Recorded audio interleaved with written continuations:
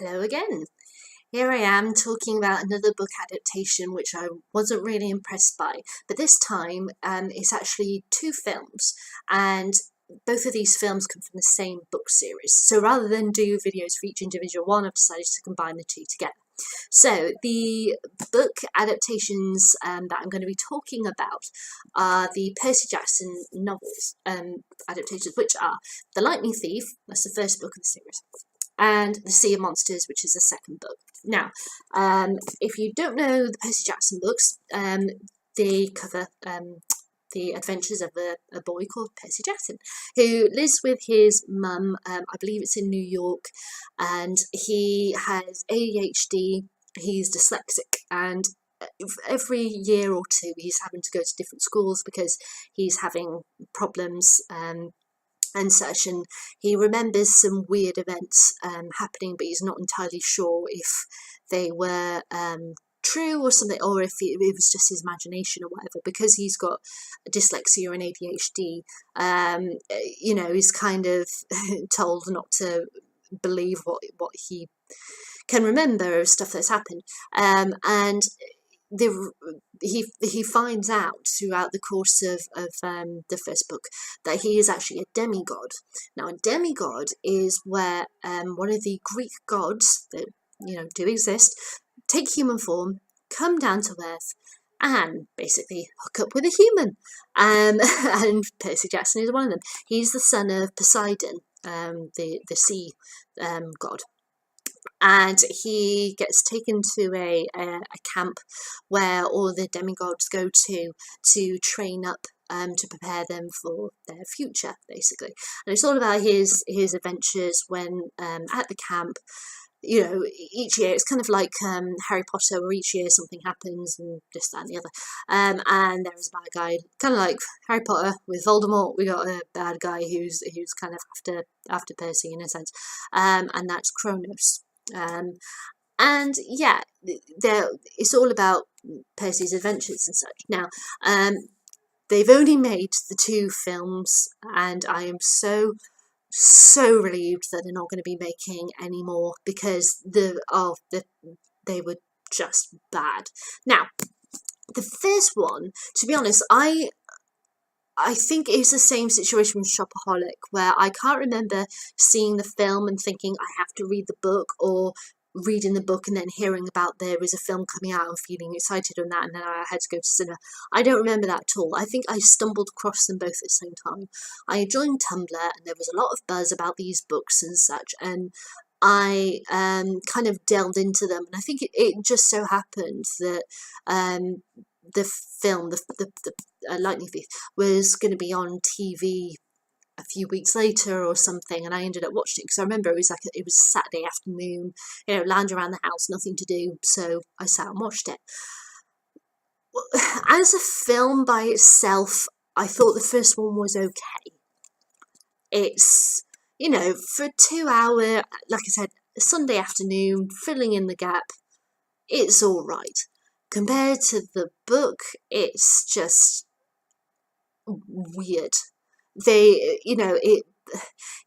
You've got the characters and you've got some backstory about them and such, and you do feel for Percy and his relationship with his mum, with his dad, with his stepdad, and such. But there are areas in which I wish they had talked about more. So, for example, there's this whole sequence in Vegas where there's this kind of nightclub thing, and they're eating food that's in the shape of flowers, which makes them forget where they need to be, and so they lose hours and hours and hours because they haven't gone anywhere, because they've been made to forget because of what they're eating.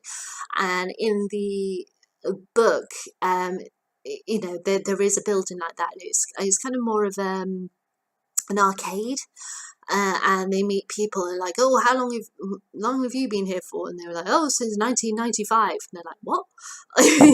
They think they've literally been there an hour when they've been there for 30 years or so. Various different characters of different time periods are in this building. So you've got to. It's kind of there, but not quite there. There's characters who, you know, don't really get explored. There's characters that are cut out that are really, really important to these books.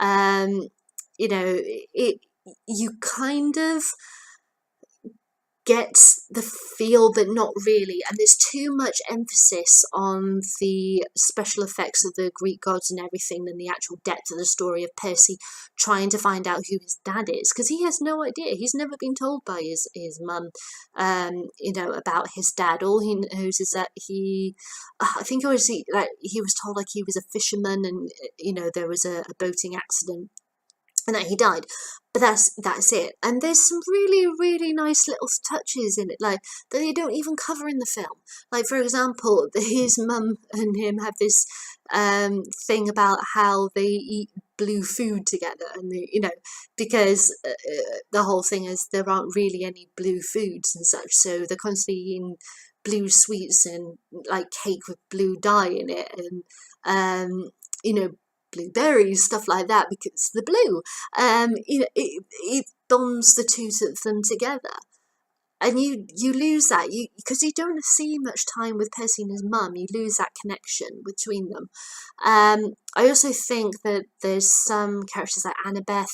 She has got so much more to her in the books than she does in the film, and especially in the second book, there's this whole section that they just completely cut out, and it just doesn't make any sense whatsoever if you've read the book.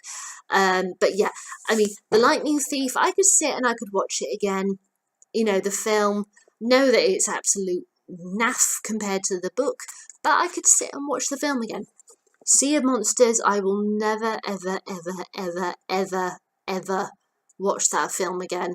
I went to the cinema to see this one, and I sat there, and the whole time I was just like, this is absolutely rubbish. It kind of felt like the writers got a synopsis of kind of the overall descriptions of the characters and their names, either from the book or from Wikipedia, and then just burnt the book, or just got rid of it entirely and just did their own little thing, because it was just wrong on so many levels, and they cut so much stuff out that it's really important, like Annabeth's knife, the thing when they come across sirens. There's so much Greek mythology, which, in the first book, the first film adaptation, which, is a huge chunk of this book, they did go over, not in depth, but at least they kept to the Greek mythology and, in the ways in which it's depicted in the book as best as they could, or at least, as much as they wanted to. In Sea of Monsters, it's like they just didn't care. They just went, oh, that doesn't really work for us. Let's just get rid of that. I mean, like Kronos in the second book, especially, he's never in human form, or have a physical form, should I say? He's always kind of a spiritual entity. He's a voice, something you hear in your head and such, but you don't see him. But in the film, he takes his physical form, and then he's making really stupid, like, pun jokes. Like, there's this character, Luke, who says to him, oh, grandfather, it's me, Luke, your grandchild. And he goes, my favourite, and then eats him. And you're like, what? What is that? What is the point of that? I know it was a cheap laugh, but still, a cheap laugh which doesn't make any sense, first of all, is really, really stupid and does absolutely nothing for the story. So what is the point of it being there? Just don't do it. Keep more. I mean, it's not like these books are lacking in jokes, because there's lots of them. There's some really, really great moments. There's some really great moments, especially in this one, between Percy and his half-brother who he meets in this book. And it's just like, it's just completely lost. I was so bored, and there was brilliant moment for me sitting watching these films, because there was on the other side, because I was sat like right in the aisle seat, across the aisle on the same row as me. There was a little boy. He must have been about 9, I think, maybe. Yeah, yeah, I'd say about 9 years old. And he was there with his parents, and the boy was sat right in the aisle seat, and his parents were next to him. And throughout the entire film, like every single time, I thought, oh, what are they doing? This is wrong. This is not like the book. He would say that to his parents. He didn't care how loud he was. He was like, well, they didn't do that in the book. Well, what? That's so stupid. Why are they doing that? This is really bad. And it was brilliant. It was like I had my own commentary going on. And he didn't care what anyone else, if everyone else in the room heard him. He didn't care. He was just like, I am not impressed by this. This is just awful. Why did they destroy this really great book?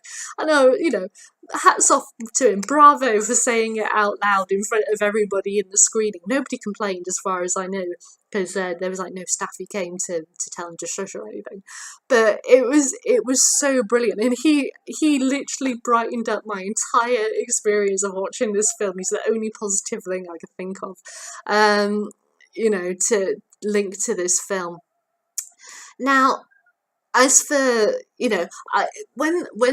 because after I'd read the books, and I had watched the initial film, I was thinking, well, okay, there was rumours then that the second one, after I'd read them, was going to be made into a film.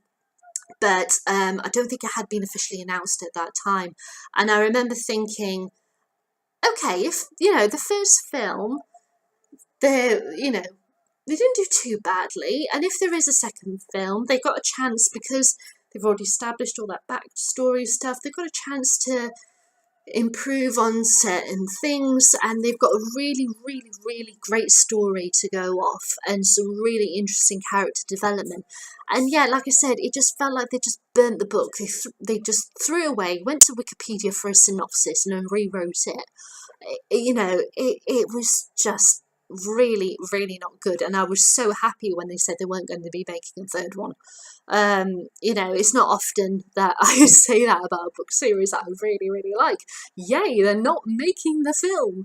But it's honestly how I felt about this one. It was, just really, really bad. So I would keep far away from Sea of Monsters. Lightning Thief, if you want to delve into the film, then do. It is entirely up to you. The first one is okay, but the second one is just bad. So it's entirely up to you if you want to do that. So they were my thoughts on Percy Jackson, the film adaptation of the Percy Jackson books. If you want to leave a comment or send me a message, please do. If you want to give me a thumbs up or a thumbs down, that's entirely up to you. Please do, and it's really nice to hear your thoughts on these adaptations. So I will be back soon. Like I said in one of my earlier videos, I've now got last 4 days of work before Christmas, so it might be quite hectic, and it might be a full week before I'm back with you with another video. But yeah, I will. I'll be back as soon as I can, and of course, with the build up to Christmas and New Year, I'll be preparing for the challenge and thinking up of which book to choose, and I'll be announcing my first book soon. So I will see you soon.